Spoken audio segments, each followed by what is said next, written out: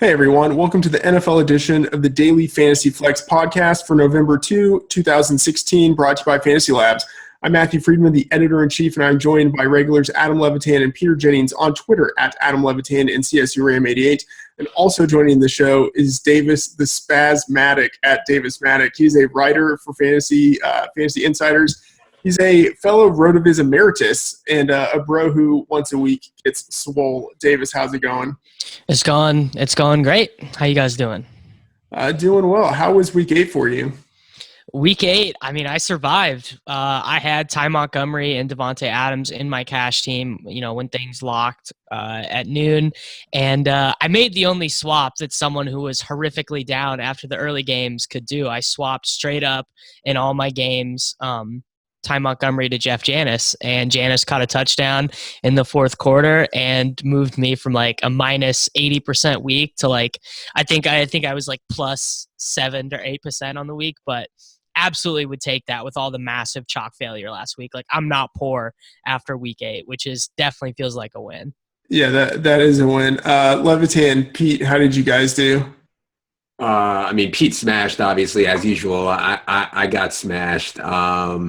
Even like my anti-chalk GPP teams didn't perform. I had like the McCown, Pryor, Barnage, Forte stack going a lot. And as usual, just couldn't find the right combo with it and didn't get anywhere. I didn't have Carr Cooper. And Pete obviously played Carr Cooper everywhere. So go ahead, Pete. Talk about the Carr Cooper. Dude, I don't know what it is. I'm not that superstitious. But week 8, I've won the last 3 years. I've won 9 seats to the championships on week 8s.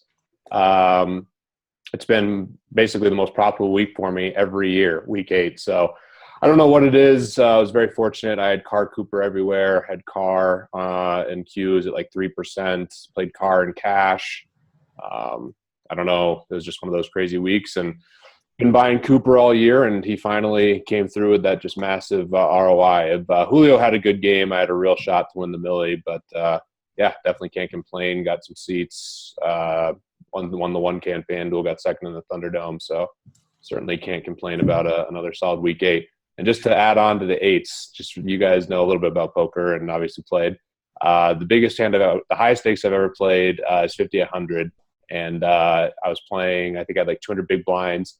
And I had pocket 8s versus a guy who had pocket kings. And the flop came king 8-8.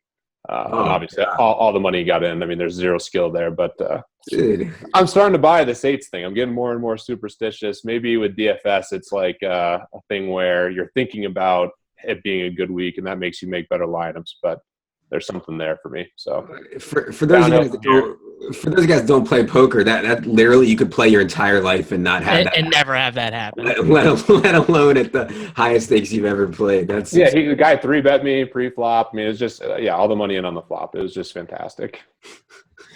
Well, the opposite of that happened for Levitan at the lowest stakes possible. He had the worst week possible last week.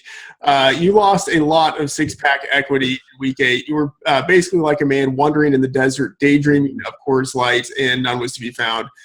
You were 3-10.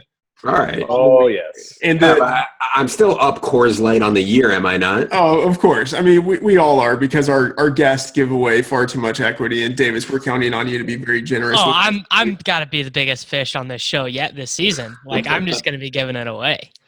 Davis, you might be one of the more bigger favorites in these prop games because the other guests have really struggled. So I do hope you have some really hot takes. I listened to that Kevin was on, and I remember thinking like 2 of the ones that he did were awful. Like I was like, I can't believe he's giving this equity to CSU.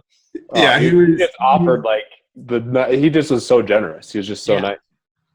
Yeah, he was extremely generous. Levitan, the 2 takes that really buried you were John Brown over 70 yards and your favorite player, Jack Doyle. Cameron Brate. So on the season, Pete is 40-32, Levitan is 35-25, and I am 24-15. So Davis, I have to say, Drew was a sharp guest last week. Drew, he did very well. He was a judicious 7-3. So, Davis, what is your plan for not owing all of us cheap, disgusting beer by the end of the show? And then also, we're recording this on Tuesday. What is your weekly process? How do you go about researching and building your lineups? Well, I definitely hope to be about as half as sharp as Drew. Like if I can be half as sharp as Drew, things will definitely be good. I mean, he's the GOAT. Drew's probably taught me more about daily fantasy than anyone else, so that'll be good. Process, like I don't get into anything real complicated until Tuesday nights or Wednesday mornings.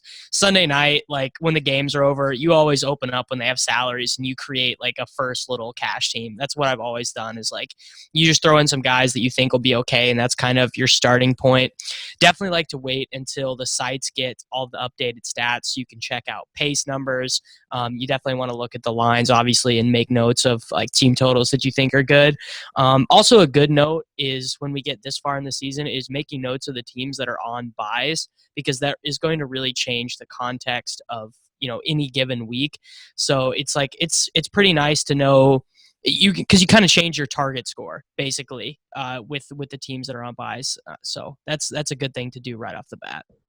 Yeah, good stuff there. Let's go ahead and jump into the show. Just a reminder, everyone, we focus on roster construction and game theory. If you want previews of each game as well as positional breakdowns, be sure to check out our NFL dashboard that comes out later in the week.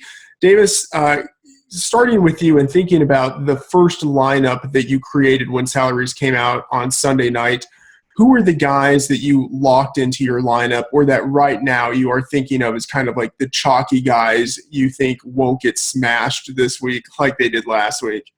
So Elliott against the Browns, I mean, he's going to be one of the highest owned players in cash games all year. He's just going to completely smash this terrible run defense. Devontae Adams at 5,900. We've seen that sort of hybrid running back, wide receiver, H-back type role for the Packers offense the last 2 weeks has just been the pure nuts. And Jarvis Landry against the Jets, who can't stop anyone in the passing game. Those are like the three guys that leapt off right away. Yeah, and all of those are guys who are higher in Levitan's ownership projections on the site.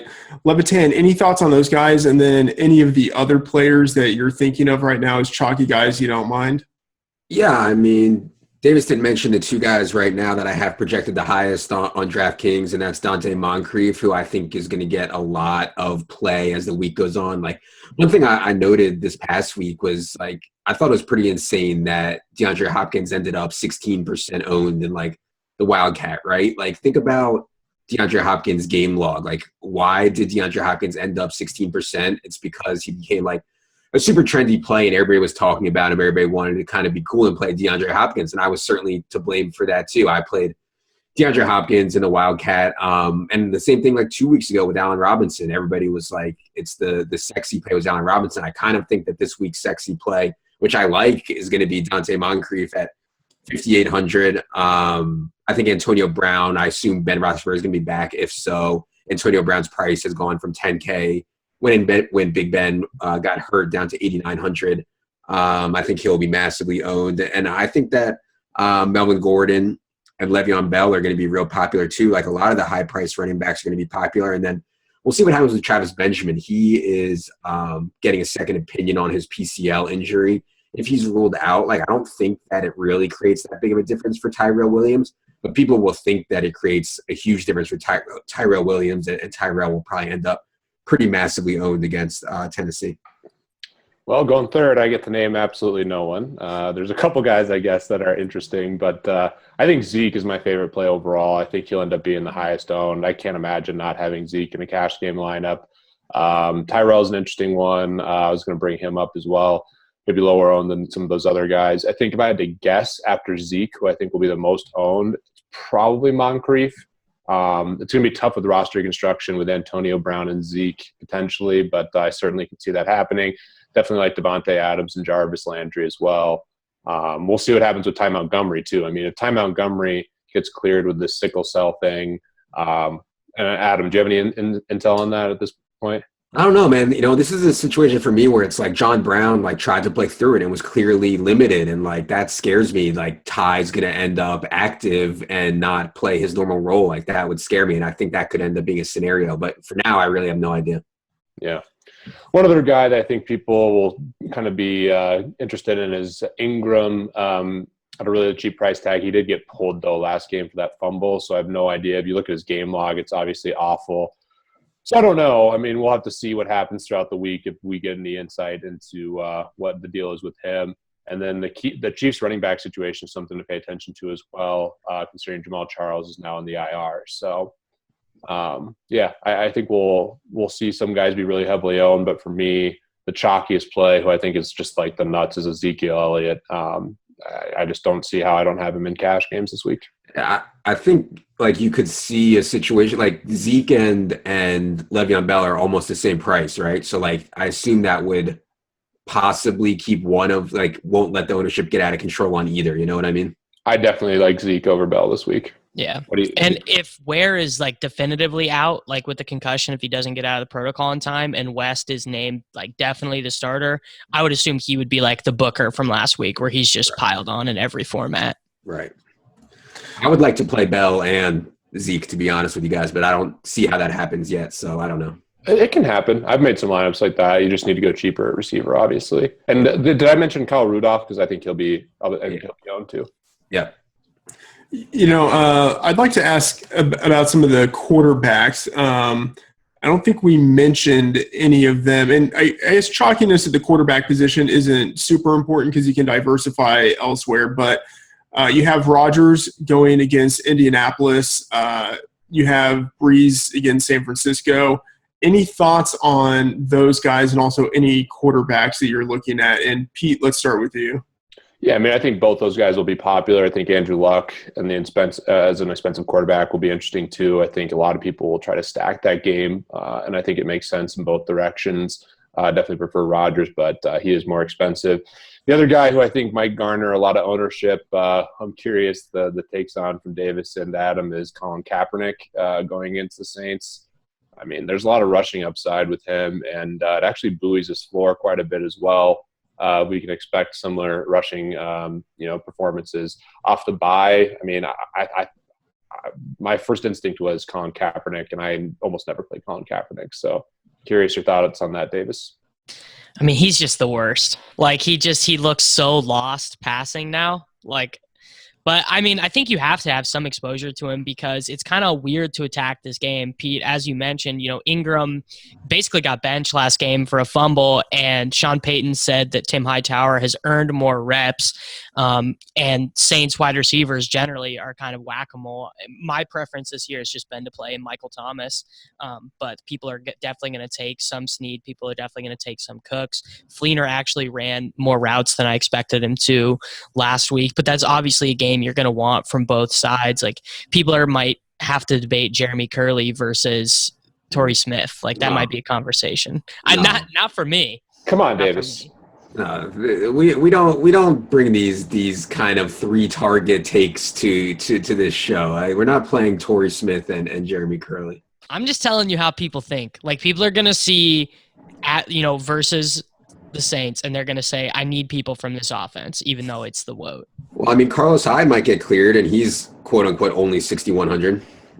Yeah, no thanks. I don't mind it. I'll play him in tournaments if he gets cleared. I mean, we'll see what happens. But, quarterback's interesting. I mean, quarterbacks always spread out. I mean, last week I thought Jameis was going to be really, really heavily owned, and he still was owned, but not like crazy. And to be fair, I played him in about 25% of cash games, and I was on him initially, but I thought he was going to be really heavily owned. And we've had other guys that we thought would be really heavily owned, and they never seemed to be that high owned in tournaments and or cash games. So it's harder to identify like the main guy or one guy that everyone's going to use a quarterback. What about Dak? I'm surprised Davis didn't give a Dak take. I mean, the thing about Dak is that like he is not at all – he's not immune to the fact that the Cowboys play really slow. Like they got into a comeback effort last week, so his passing numbers got boosted, and he also took off running once on the last drive and once in overtime that gave him 2 extra points. I just think that if Jason Garrett gets this game to go the way he wants it, Dak doesn't top 20 fantasy points. Yeah.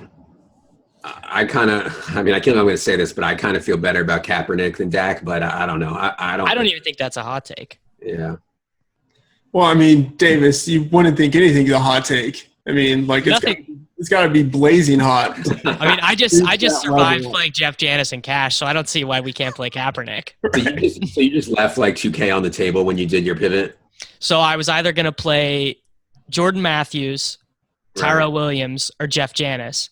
And I talked to Dink, and I was just like, yeah, I'm just going to play Janis because I was so far behind. Right. Like, my teams were so bad coming into that last game. Like, I literally needed like 65 combined points from Adams, Booker, Janis.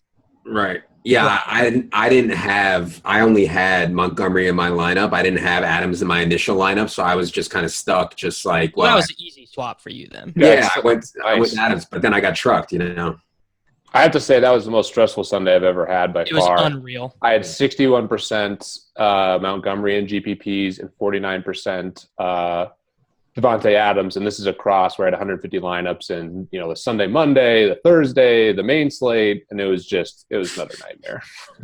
Yeah, that's why I don't make that many lineups. I would like melt down and like combust if that happened to me. The lineups page takes like 5 minutes to load, so you're like trying to command F and still have Montgomery in there, and then I'm like, fuck, I still got him in there. I'm like these slates, and I'm trying to global swap Janis and Adams all over the place, and it was just an absolute nightmare. And then Trevor Davis and Geronimo Allison are getting targets, and I'm just like, this is the worst Sunday of all time. Like, it was honestly on pace to be my biggest losing day in daily fantasy ever, until that touchdown. So Janis, your boy, your ultimate boy.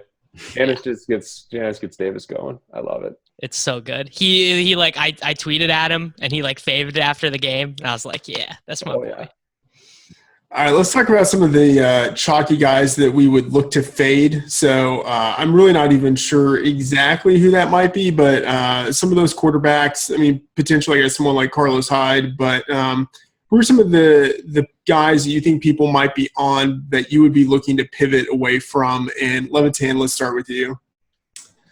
Yeah, so I mean, I've been burned the last 2 weeks by playing Allen Robinson in tournaments first against the Raiders, as I mentioned, and then by playing last week DeAndre Hopkins in tournaments. And not that I think Moncrief is the same kind of play, because we saw him really hit the ground running off his shoulder injury, played on almost 90% of the snaps, had a 28% target share in his first game back. Perhaps that was related to T.Y. Hilton's hamstring issue, which we'll see what the status of. But I mean, if Dante Moncrief is going to be like 30% or something, I mean, I think that's a reasonable GPP fade. He has scored 7 touchdowns in his last 10 games with Andrew Luck, but like, I don't know. He hasn't really like gone off in any of those games with Andrew Luck. It seems like he's the red zone target and not really like a big play threat. I'm buying Moncrief long term. We were on him at the beginning of the year. Maybe not. I disagree with Levitan. I like Moncrief. I mean, he's just trying to find one. I think there's an easy fade based on what we have currently at FantasyLabs for ownership. And for me, that's Melvin Gordon. I think this Tennessee run defense is better than people are giving it credit for, just the Titans in general. I like actually what they're doing, trying to win at the line of scrimmage as a team. The exotic smash mouth is kind of bizarre, but there's definitely I think that the Titans are moving in the right direction in some regards. And certainly stopping the run is one thing that they're strong at. So for me, I'll fade Melvin Gordon in his 3.2 yards per carry or whatever it is at this point. He'll probably score 3 touchdowns on 30 yards and make me look stupid, but it is what it is. I mean, if he just scores 2 touchdowns, it's like hard for him to get to 20. It's hard for him not to get to 20. Yeah, I was muted there. I laughed. No, Melvin's just the worst. He's just been so bad, but he's Matt Asiataing his way to like good fantasy lines. Yeah, and he also like plays a ton in the pass game now too. Like obviously without Woodhead and Keenan, like he's going to touch the ball 20 times for sure. Yeah, it's a rough situation with him. I feel like I can't remember maybe Blake Bortles last year, but like a guy who is so good in fantasy who is so bad in real life, and I feel like it's sort of like cloudy. Jarvis Landry. Yeah. Here we go with the receiver takes. I mean, I don't think Landry's actually that bad. He's not Melvin Gordon real life bad. Melvin Gordon is real life bad. Like Jarvis Landry's just sort of like a slow Wes Welker.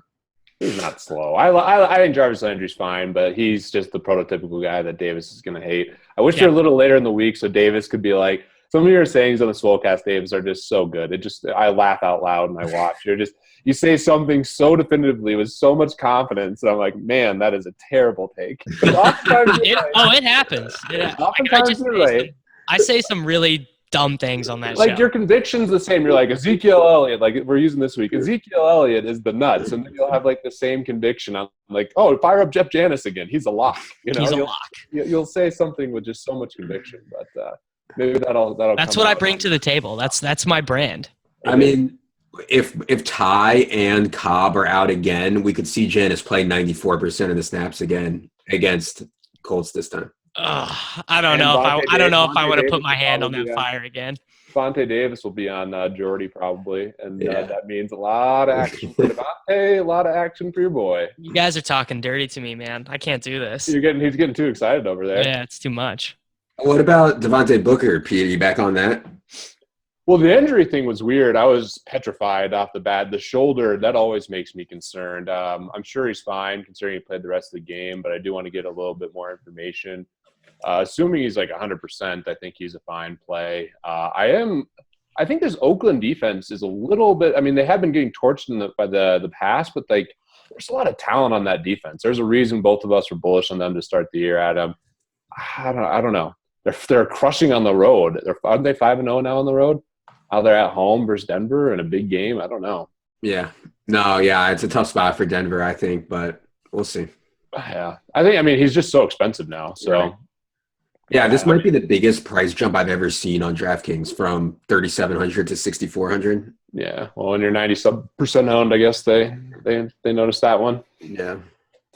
Let's talk about some of the game selections. Pete, I mean, you play like every tournament, every slate. So what in particular are you looking at? And actually, I will be curious to know, are you playing in well, it's on FanDuel, but are you dipping your toes into the rivalry slate? The rivalry slate. I don't even know what that is. It's some slate that they created where it's all of the division games. Oh, yeah. There are like 6 division games this week. Yeah, let me see here. I'm sure I'm already registered for it. I don't know. I mean, Pete is like a lock to play like all of like the little slates. Oh, let's see. So rivalry week. Yeah, I think I'm already in. Let's make sure here while we're checking. But yeah. Oh yeah, I'm already in. Got 90 entries out there. So yep, I'll be in that. That'll be fun. I mean, going to game selection, I mean, I'm a broken record. I think the best tournaments are the Millionaire Maker, the Wildcat, and this week we have a Super Q. So I will be on that, and I'll toss it to Davis with the note that Nick Stauskas just scored a basket. I was just like, I'm so happy he just scored. I mean, I think Levitan and I have talked about this on air before, but I assume most of the people listening to this show are not. They're probably not playing the Thunderdome. So my favorite tournament, obviously, for those sorts of folks would be all of the 3 maxes, you know, from $3 up to 109 that DraftKings runs out, and then the $9 slant is the one that you know, that I multi-enter, that I put, you know, 20, 30, whatever teams. I don't have a set number per week. Just kind of, I think the way Levitan explained it to me was any idea that he gets for a team is he just throws it in that one, and that's just the tournament that I go back to. Yeah. Yeah, actually, I was on really long flights last week, and I was just like, what am I going to do? I'm going to make teams and fire them into the slant. So I made like just 50 teams by hand and just fired them all into slant. That's obviously a good tournament. I do want to note this is the free roll week on DK, so whatever you qualified for, you know, platinum, gold. If you're Pete, you qualified for the black label or whatever they call it. It's based on how many FPPs you earn. So be sure to register for that. The ticket should be in your account, but they're pretty good free rolls actually for all of them, really, platinum, gold, and obviously black label. Yeah, I'll be in the slant, and I played the power sweep. I put a few 3 entries in the power sweep last week, and I thought it was a good tournament, 3 entry max, 150 buy-in. I thought that was pretty good. I don't see it here this week, but I'm sure it's up somewhere. And yeah, the Millie Maker, I don't know, man. I'll probably have like 3 or 4 entries in the Millie Maker. Maybe I'll smiz life at one time. Let's talk about some of the conventional stacks. I imagine some of the players we've already talked about are going to be in there, but who are the teams that you were really looking to target for the purposes of stacking? And Davis, let's start with you. I mean, this is the chalkest answer of all chalk, but the Packers, with no real running back solution on the roster. This is something that Leone brought up to me last week, which is they have a pretty narrow passing game, with all those guys healthy, but they're not really running the ball at all. So before even accounting for yards or touchdowns, there's just like 35 PPR points there to be had for, Montgomery, Adams, Nelson, and Cobb. So I'm just going to be really looking to load up on those guys. I also think that people are going to go away a little bit from the Panthers. Cam didn't really have a great game last week because they didn't need him. So that would kind of be my contrarian look. I just don't think the Rams are a very good defense in general. Like Cam will get hit, but he also ran a little bit last week. So Cam, Benjamin, Olsen, kind of like those guys as well. Pete, let's go to you. Who do you like in terms of your more, conventional stacks? Yeah, I mean, Aaron Rodgers is probably my favorite one with all the pass catchers, especially now that they don't have a running game. There's tons of volume. People talk about Drew Brees' splits at home, which are obviously massive, but they don't talk enough about Aaron Rodgers. He has massive splits as well. I know he's coming off the big game in Atlanta, but if you think about it, that's a great spot with the conditions and just how things worked out. But I think he's the chalky stack. I definitely like him. I think Phillip Rivers with Tyrell the Gazelle makes a lot of sense. I think Andrew Luck stacking it back against Green Bay with Moncrief, and we'll see what shakes out with the injury report, assuming Hilton and the hamstring is okay. I think that he's fine. That does concern me, though, with Luck and Hilton, is just even if Hilton is cleared to play, knowing it was a hamstring for a guy who relies on his speed makes me a bit nervous. But, I'm curious how on Ben Roethlisberger to Antonio Brown is. Colin Kaepernick, I probably won't stack, even though Davis brought up some great options, and Curly and whoever, I don't even know who else you said. Tory Smith, the they're God, trying to trade. Yeah. And I do like the Cam Newton call. I like Cam Newton to Kelvin Benjamin quite a bit. And if you're going to play Jarvis Landry, Tannehill's another one that's interesting. But, I threw a bunch out there. Adam, what do you think, man? Yeah, I mean, I don't see that many chalky stacks. I mean, obviously Ben to Antonio, assuming Ben is cleared, is going to be one, and then the Packers Colts game is going to be chalky. The rest of them, I think, are somewhat contrarian, though. So, do you want me to go to my contrarian stacks here, Freedman? Yeah, do that. And obviously, I mean, Carter Johnny Holton is the chalkiest of the contrarian stacks. But no, go to your contrarian stacks there. Yeah, well, we should talk about the Holton thing, but I would say one contrarian stack I could see working is Kaepernick and Carlos Hyde, and I mentioned this last week. Try to get all the touchdowns from a team that's going to score a ton. So you can play when the Panthers played the Saints. You play Cam and Jonathan Stewart together, even though they don't correlate that well. It's like, let me get all the touchdowns from a team that could legit score 50 points. So I think that, although I don't think the 49ers are going to score 50 points, I think they could score, 30 or so. And if you have Kaepernick and Hyde together, that works to soak up all the touchdowns. I like the Cam call for sure. I mean, I'm always on Cam. I know both Davis and Peter love Cam too. I think Cam, J. Stu, Cam, K. Benjamin, all these kind of different Panther stacks. Olsen had an atrocious game last week. I think he'll be fine. So, and they got to win. Like, they could conceivably think they're actually going to make the playoffs now. So maybe they get a little momentum going. So, yeah, that's about all I got.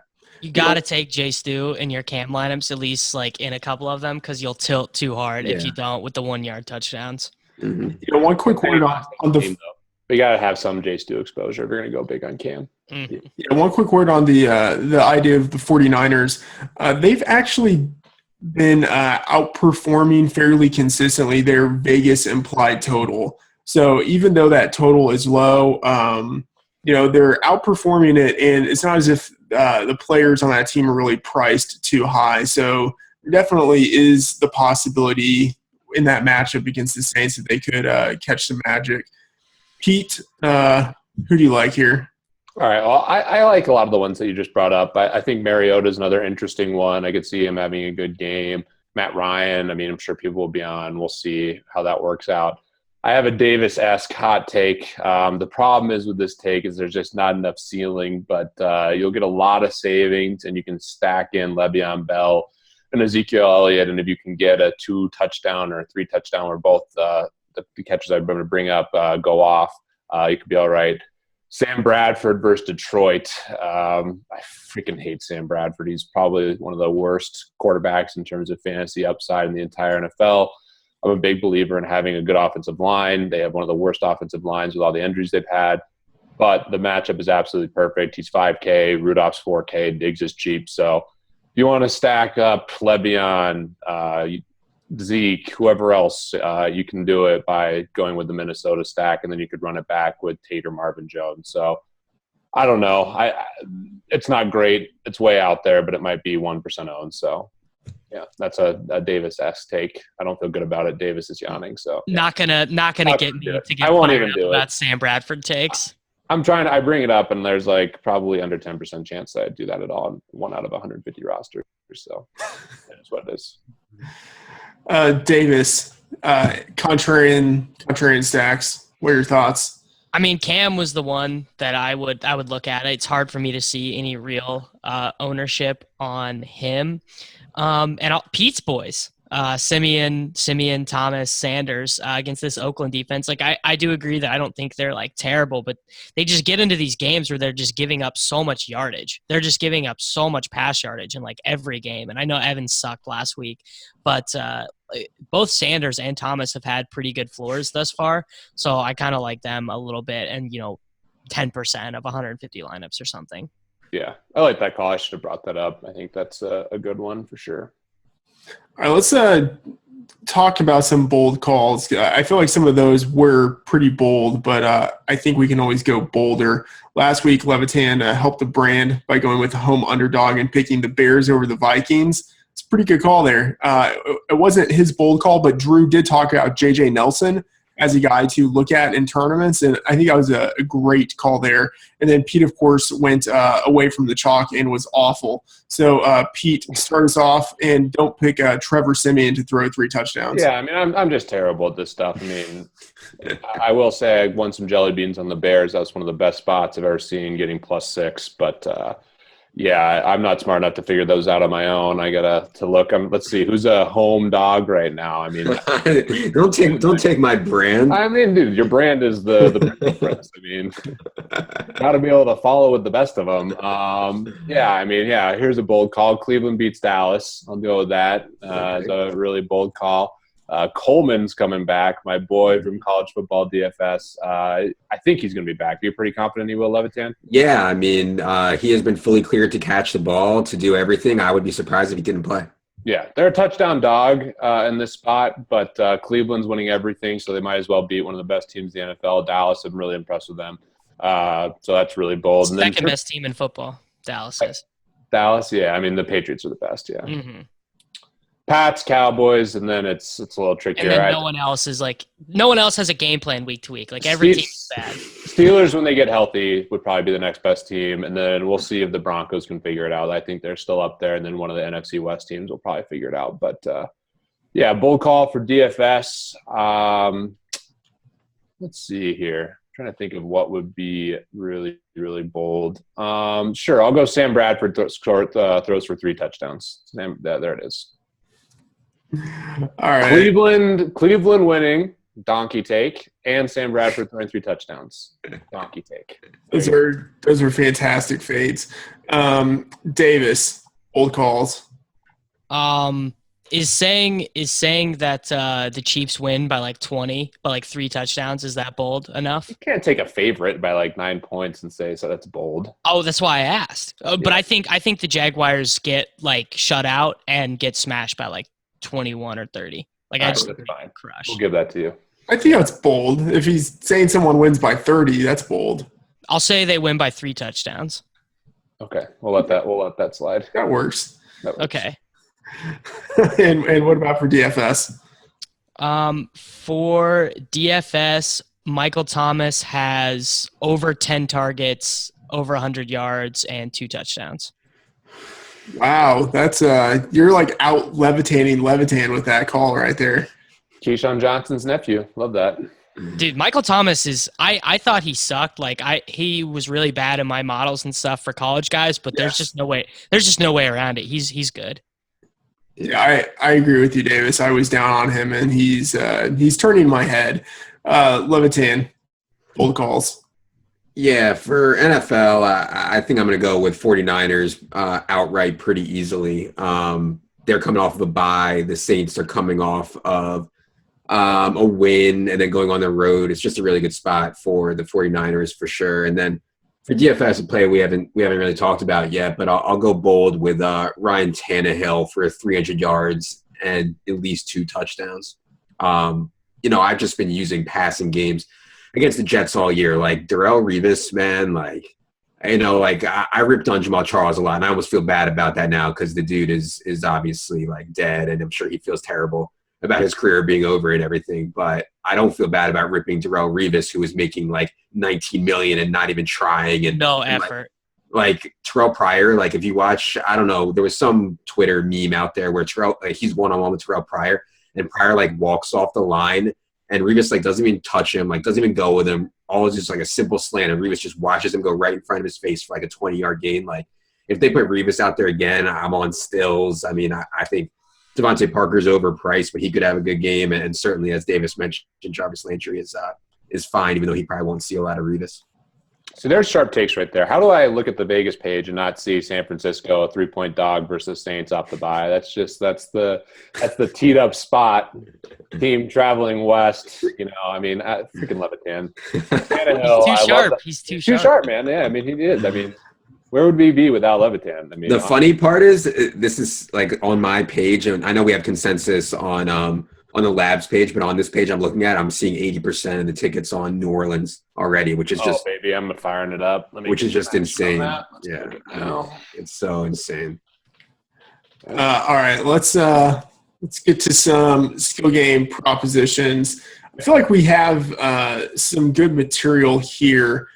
I'm going to start with you, Pete, because you are the guy who just throws fastballs out there. So get us started.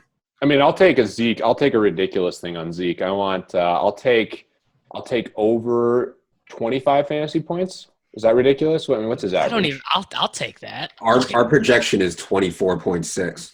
Okay, I'll take over 28. Is that what's a reasonable thing where I'll take the under on 30.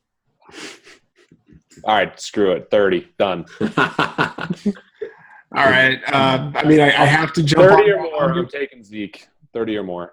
Just fire it up. 3 bet. There's 3 Coors Light packs. That's such a good bet. Like he's just the best play though. It's so hard. But yeah, I got the under on 30. Yeah. I got to take under 2 just because to stick with my brand, road running backs is typically not something I'm going to get overly excited about. So to say 30 points, I'll say under. At least I'm hedged now. The Browns, the Browns call and the Zeke call are hedging themselves. So. It sounds like you guys are low on Melvin Gordon. You want to give me over 16 DK points? Oh, come on, Levitan. I just come in with 30 and you say his projection is 17. Yeah, under on 17. Yeah, under on 17 for me is fine. Fine. I'll take over 17.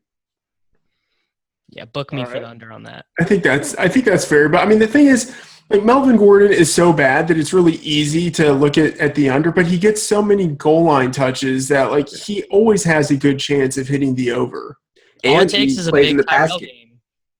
Yeah, yeah. If Tyrell has a huge game and they have a lead, it's going to be more Melvin. Yeah. I mean, I'm not saying I love Melvin. I want to play Le'Veon and Zeke. I just don't know if I'm able to do it. I heard you saying that you love Melvin Gordon. That's what I took out of that. Any more running backs here? Pete, any thoughts on Booker? I'm just tilted now. The Saints, how is the Saints 49ers game not even up in some places? What's going on? Is that because of Carlos Hyde? Maybe. Yeah, actually, okay, I would like to get some thoughts on Jay Ajayi going against the Jets. I mean, a fantastic run defense, so it's not like that's the type of situation you'd ordinarily want to seek out. However, he is coming off historic performances, and I do think because of the matchup, his ownership will be lower than it normally would be for a guy who is sort of like the clear lead back on that team. Any thoughts on him? Throw out a prop. Freedman. I don't know. I mean, that's like I'm saying, like I'm not feeling confident enough about him at this point, but like I think he's an intriguing play who will have much lower ownership than he would if he hadn't just had a bye and if he weren't playing the Jets.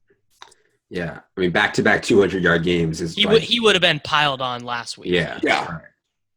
Throw out a prop. I don't really play guys against the Jets that often who are kind of one-dimensional. Like, I know his rep coming out of college was that he was really good in the pass game. I don't think they've used him in that way in the NFL, have they? They haven't, but I think it's there. Like there is that latent possibility. Like you can't bet on it if you haven't seen him do it yet, but he does have that potential. Freedman, it sounds like you want some Frosty Coors Lights on your boy Ajayi right now. I mean, I don't know. What do we have? What's the projection on him? It is 14.4. All right, we'll even give you take over 14. We'll take under. I'll take under. Okay, I'll do that. Yeah, I'll take the under too. I mean, here's the thing. Like ordinarily, I would take the under, but I just think it's going to be a really leveraged situation. I think his ownership is going to be too low. Levitan, are you picking a side there? Or you're staying off? You know, a true professional, lays off when he doesn't see an edge, and I don't see an edge. That's how you know you just got it in good, Freedman. There's no Levitan's not pouncing on the EV. We need a Davis take where all three of us are just like, boom. I got one. I have an excellent one. Give us some hot takes, bro. So you have to give me like a clause here, but it would be whoever starts at running back for the Chiefs over 20 DK points, whether it be Ware or West. Like if Ware, okay, sure, we'll do that. I like your side, honestly, but yeah, sure, we'll give you that. Starter. All three of us, Levitan, are you on that? I mean, Spencer Ware costs 7,200. 20 DK points wouldn't even be a great game. All right. What's Spencer Ware's projecting right now? Spencer Ware, 17.3. All right, I'll take the under with you, Davis. I'll give you a good deal. Thank you, Pete. I appreciate it. No problem, bud. I mean, I like if I knew for sure it was Ware, I would say like just to go with the salary, I would make it better, like 22 or something. Yeah, I hope we get clarity there because obviously Charkandrick is very cheap. He's 4,400. I would love to fire up some Charizard. Love it. Fired it up too. We can do here. We'll do a Michael Thomas one. What do you guys have Michael Thomas projected at? These are all initial, by the way. They're going to change in the models as the week goes along. Just for the listeners, but Michael Thomas is 14.3. Okay, I will take over 17 Michael Thomas DraftKings. There we go, David. Under. Nice job. There you go. I needed to do it. I'll go under. I'm going under. Yeah. There we go. We need to get Levitan to throw out some stuff here. I'll throw out we have Ryan Tannehill at 18.8. I'll give you guys 22 on Tannehill. I'll take the over. Wow. All right. Finally offering some equity. I like it. Even though I do like Tannehill, I'll take it. I'll take the under. Davis, are you on that? Yeah, I'll take the under. I want to short Devontae Freeman. Is anyone bullish on him for the Thursday game? I don't even. You're still convinced Devontae Freeman is hurt. I can tell. I am convinced he's hurt.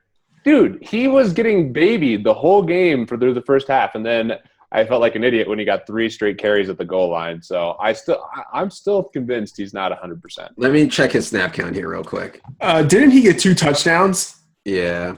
He played on 46 out of 63 snaps, which is certainly less than he would have last year when Tevin Coleman was out. So maybe there's some to it. I think you can use Tevin Ward or Taryn Ward. You got to do it. Yeah, let me short some Devontae Freeman. We have him projected at 21.5 right now on DraftKings. So if I say under 20, is that reasonable? Let me check his salary. I'd rather do a head-to-head. What's Freeman cost? $6,700. I want to short him, so I want to take someone else over him.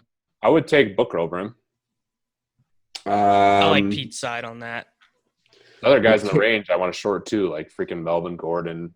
I want to short that whole range and just pay up for the GOATs. I want to play Le'Veon Bell and Zeke. I mean, Booker versus Freeman. I mean, it's a 0.8 difference right now in the Labs thing. You want that, or do you want under? Fine, I'll just give you action. That's fine. All right, Booker versus Freeman. Sweet. And that's actually looking at that range, as Pete said, like I'm not really crazy about anyone in that range. Yeah. People are going to play Forte after he scored 2 touchdowns last week. I think that Miami's defense, although they're not good, is certainly more competent than Cleveland's defense. Speaking of skill game propositions, I think I owe Davis like an amazing round of golf based on Andrew Luck not Based being on Andy Luck, yeah. Yeah, so I should try to double down with Luck on something. No, but I love Luck in this spot though. What's your take on Luck as like a real life quarterback now, Davis? Has it changed at all, or is it? So I just feel bad for him now. Like it's hard for me to pile on the mistakes he makes because his best, like when Moncrief was out, who was his best teammate? Hilton. Yeah, I mean, like Hilton's good, but he's not. Hilton's not one of the 10 best receivers in football or anything. Like, not enough to change the composition of an offense, I don't think. And I wouldn't even care if he had good receivers, really, as long as they were average. I just want him to have an offensive line. I mean, the guy just gets trucked. I mean, yeah, he first came into the league, guys would hit him, and he'd be like, "Great hit, man, great hit." Now he's just getting rocked all the time. He's just like, hopefully my spleen didn't just explode or my kidney or something like that. I mean. Yeah, I just feel bad. Like, I don't want to pile on him anymore because he just gets beat up every Sunday, and his GM is a fish and is just like, we can't pay an offensive line because we paid Andy too much. Like, why do you want to play? The GM, I mean, it was just egregious what he did with those receivers. He signed Andre Johnson, then he pays T.Y. Hilton, and then he drafts Dorsett in the first round. And Dorsett was like one of the worst first-round picks. Awful. So bad. He's the worst version of Hilton. I thought when they did that, they're going to let Hilton go. And I'm like, all right, maybe that makes some sense. But it's a disaster. Dorsett and Aguayo are like equally bad picks, I feel like. Hackenberg, low-key, like he'll never play an NFL snap, I don't think. Yeah. I'll take him taking. I'll take that. You'll take the over on 0.5 snaps. I love these 10-year, 5-year. Yeah, I'll take. Yeah, you're all. But I'll book you over 1.5 Andy Luck career Super Bowls. Yep, the Super Bowl thing. I'll be hopefully. You'll be paying out 15 years from now. I don't even know who I owe in those situations, but I do owe you. We have to go golf somewhere epic, bro. It's gonna be lit. Definitely lit, Pete. All right. Question: Thea Riddick going against Minnesota. I mean, he's a versatile guy, gets his action. I mean, he's getting many more carries than I think he probably should, but obviously he's still getting targeted a lot in the passing game. And if you are going to take a running back against Minnesota, I think you do want a guy who can catch the ball. Any thoughts on Theo? I'll short him if you want to throw out a prop. What do we have him at? I mean, theoretically, we have him at 14.6. I'll take under 12. All right, I'll take the over. Yeah, I'll take the under. All right. I would also like to short. That's fine. I mean, he could get 6 catches for like 20 yards and be close. I mean, he's like a lock for 7 targets. Yeah, maybe more. Yeah, he'll do it in the passing game, but Oh no, he is gonna average like 1 point something yards per carry for sure. Oh yeah, it's gonna be atrocious. Crushed by the Bears. I mean, Minnesota's gonna be. Oh, I would like to take the over on a Diggs prop. I love Diggs. Yeah. I already called Bradford. I love Diggs and I love Rudolph. Okay, what's your over? 16. It feels too low. Okay, I'll give head-to-head Diggs versus anyone within $500 of him. All right, now I want that. Now we're talking. This is what we need to get to some drafts. You realize Moncrief is there. Yeah, give me Moncrief over Diggs. Okay. I mean, your guys' side is good on that, but I said it, so I'll honor it. I'll take more. I'll take Terrell Pryor over Diggs. I'll also take. Yeah, I like my side. Yeah, you're trying to double down here, Adam. I'll take. He's just going down the list. I just don't like Diggs. I haven't played him once this year. I don't plan on it. This is going to be painful for you, fella. I'll take Willie Snead over Diggs. Booked. Basically just naming everyone within the $500 salary range. If Steve Smith is out, I'll take Mike Wallace over Diggs. Okay. I'll book all these. The only one I don't feel good about is Moncrief. Yeah, well, you're a leverage there, buddy. Leverage. I like it. What about Adams? Yeah, Yeah, well, Adams. obviously. Adams. Devontae I think Adams. yeah, Adams is like obviously Adams is better than Diggs. Yeah. But I'm trying to drum up the action. You drummed it up. You drummed it up right there. Levitan's ready to just list off the entire. So we have on official skill game props. I have Diggs. You have Snead. You have Pryor.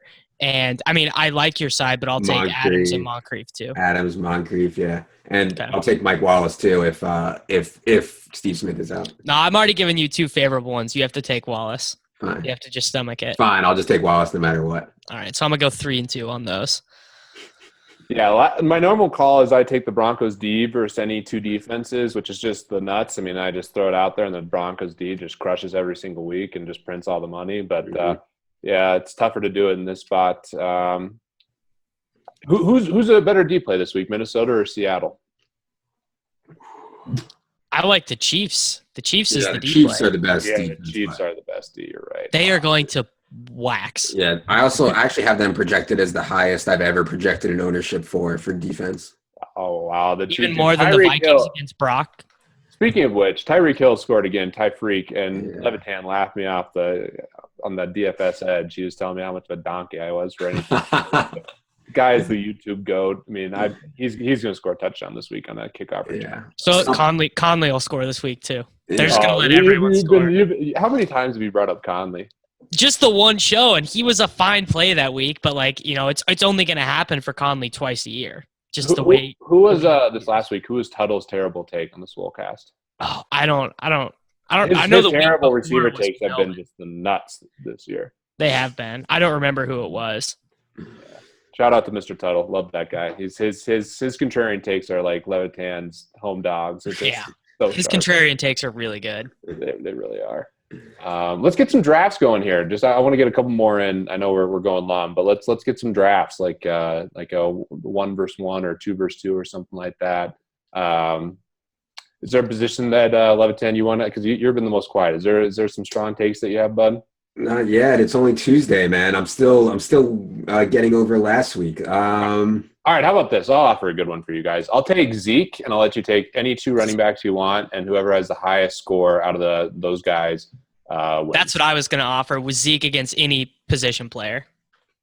You're offering 2 running backs, Pete? Is that what you said? Yeah, so it's not the combined score. It's if one of them outscores.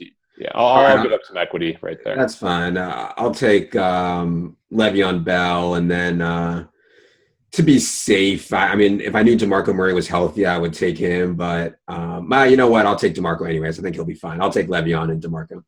Okay. Freeman, I assume you want in on that one?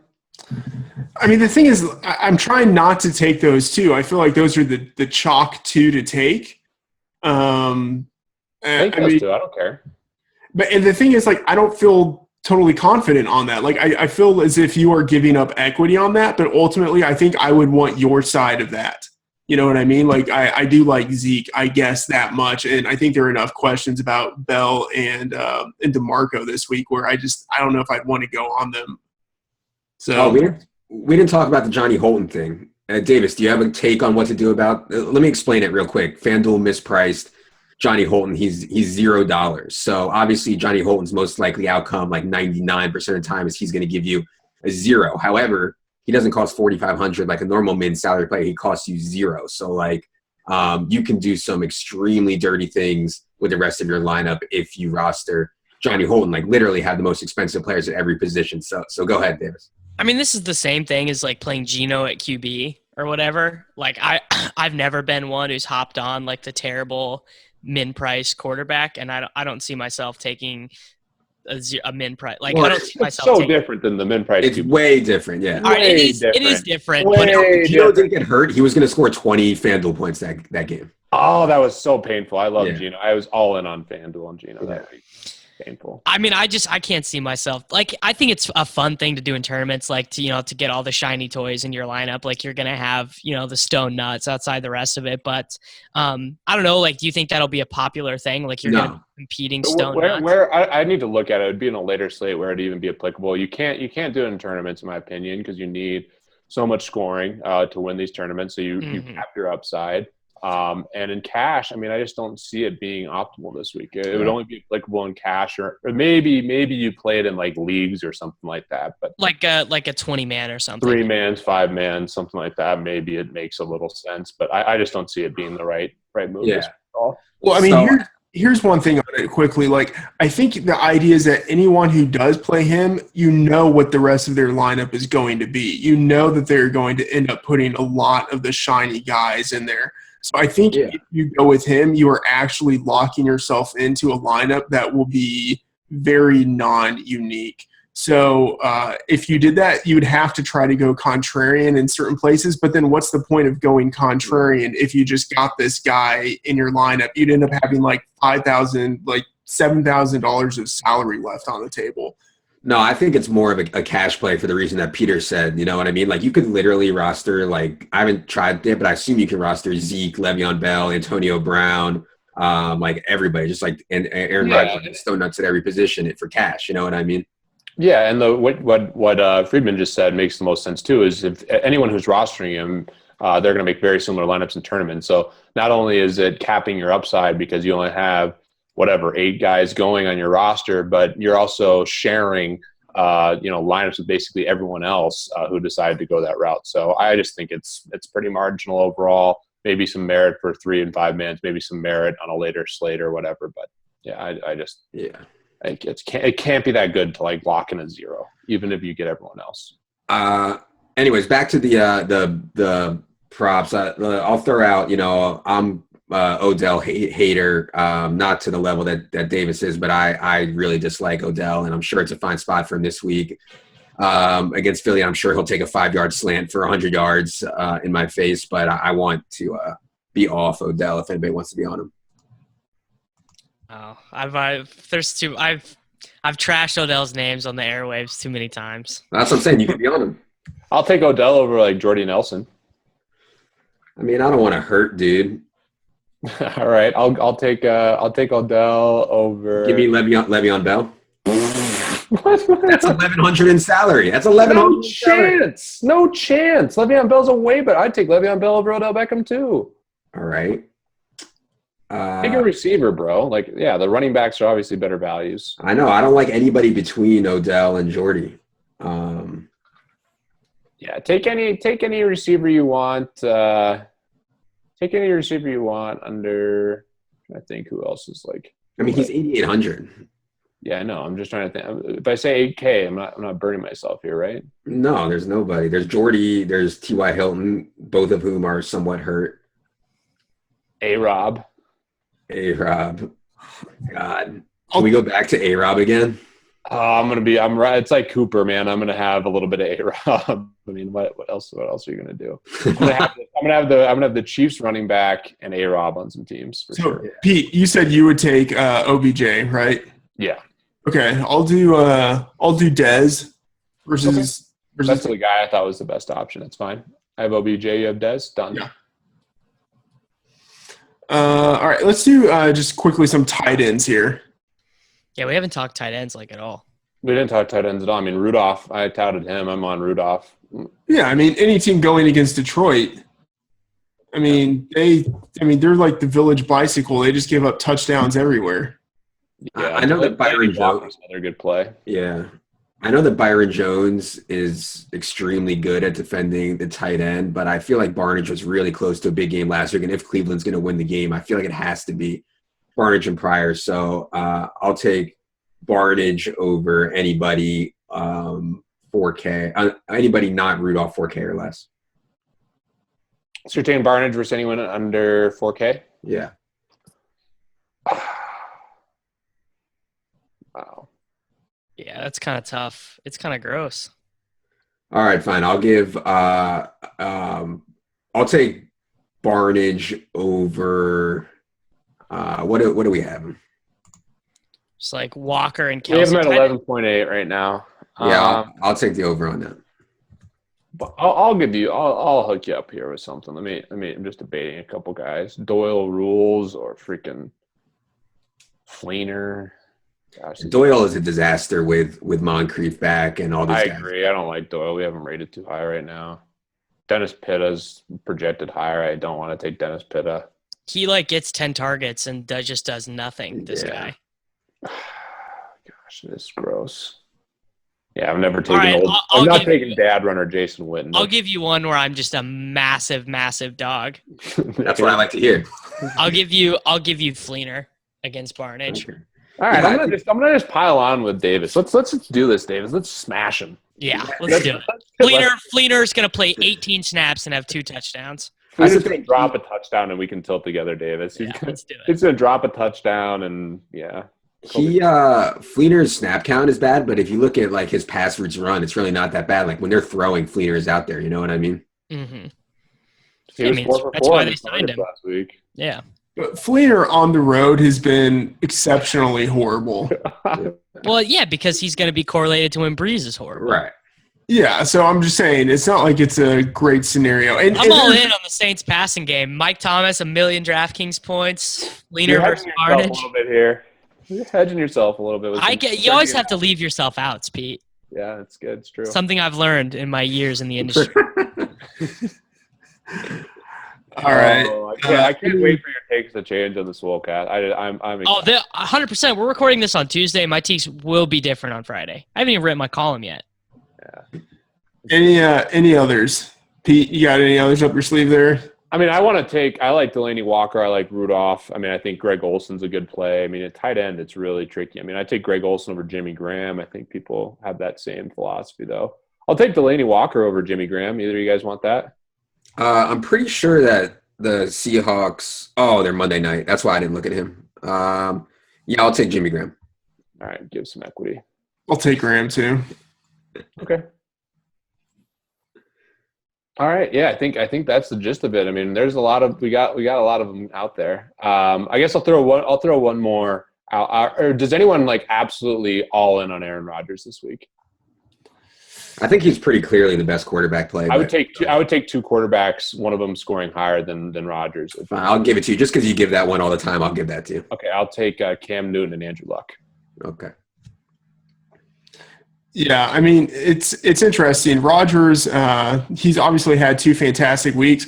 What is incredibly disconcerting about him is that he is, I believe he's 29th in the league in yards per attempt, ahead of only Joe Flacco, Blaine Gabbert, and I can't remember who, Brock Osweiler. He is down there, and that benefits his receivers. But the fact that we have seen Aaron Rodgers play basically his best football in quite a while, and he's still not averaging over 300 yards per game, that's trouble. And so you take that and then him on the road. I don't know. It's tough. I mean, he's at home. But go ahead. Oh, sorry. You're right. You're right. He is at home. You're right.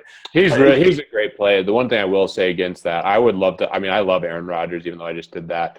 He had that look like he had the swagger back. Are you guys buying that eye test swagger? I know sounds like a CSU theory that I can. You guys his YPA is still below 6. How can you be obsessed with DFS and football and not have a little bit of scout take in you? I mean, I get it's probably the more objective and right thing to do, but I feel I love the eye test. That's my favorite thing. Yeah. You know, I mean, I like the eye test, but I don't know if my eye test is good enough to define swagger. Yeah. My eye test is also bad. I don't trust my eye test. You know what I mean? Yeah. I'm good eye test with wide receivers. That's about it. I love the eye test. I mean, you have a lot of metrics behind all your scouting. Davis is an actual, I wouldn't say scout, but he's a semi. That's how I started doing fantasy, was just I was everyone's so bad at telling who's good or not. That was my whole process on wanting to start doing fantasy. Yeah, no, that's true. I do think that Rodgers had that. He had that look on his face again, which. I mean, the thing is, Rodgers loves himself so much that he could throw a 5-yard slant to Jordy Nelson where Jordy takes it to the house and he's going to be pounding his chest. I think he was slightly starting not downing himself, but you could tell it was starting to creep in, and then last week he started going off again. This is amazing. Yeah. I am a god. Pete. I'm Aaron Rodgers, discount double check. Can I swear on this show, Freedman? Yeah, go for it. Fuck Aaron Rodgers. He is the worst, dude. He is so cocky, and every time this guy talks about Jeff Janis, and really any of his receivers, he's like, oh, yeah, you guys love Jeff. Well, when he starts catching passes with his hand and not with his body, maybe we can give him some more snaps. Oh, I cannot stand this dude. Who throws their own receiver under the bus? I don't like that. Who does that? Who does, Jeff Janis bailed you out in a playoff game where you were going to get smashed. He had 101 receiving yards on a drive, and you can't compliment this dude in public? The worst. I'm seeing this, just to end the show on brand here and with myself, I'm seeing a commercial. I got all the TVs going. I'm seeing a commercial for drone racing, for people in themselves on VR. And someone was telling me that they're bullish on drone racing. So for any of you entrepreneurs out there, drone racing might be a thing, might be something out there. There's a long commercial on NBA TV on it right now. All right, well, that's awesome. We ended with the Davis Mattek hot take and a Pete Jennings company recommendation. So I think we're pretty much done here. Air hogs. I'm buying self-driving cars. Hey, I wish I could invest in my whole bankroll on that, but I couldn't even figure out how. So, yeah. All right. On take, on brand. Good job, boys. All right, guys. Thanks for being on the show. We've been speaking with Davis Mattek, Adam Levitan, and Peter Jennings on Twitter at Davis Mattek, Adam Levitan, and CSURAM88. And you can follow me on Twitter at MattFTheOracle. I'm Matthew Freedman, and this has been the Daily Fantasy Flex podcast for Week 9. If you like the show, please rate and review us on iTunes, Stitcher, or Podbean. Also, you can contact us via email, podcast@fantasylabs.com. Let us know what you think. Follow us on Twitter at FantasyLabsPod, and be sure to check out all of our content on the site, especially our NFL dashboard with game previews and positional breakdowns out later in the week. Thanks for tuning in. Good luck, and we will see you next week.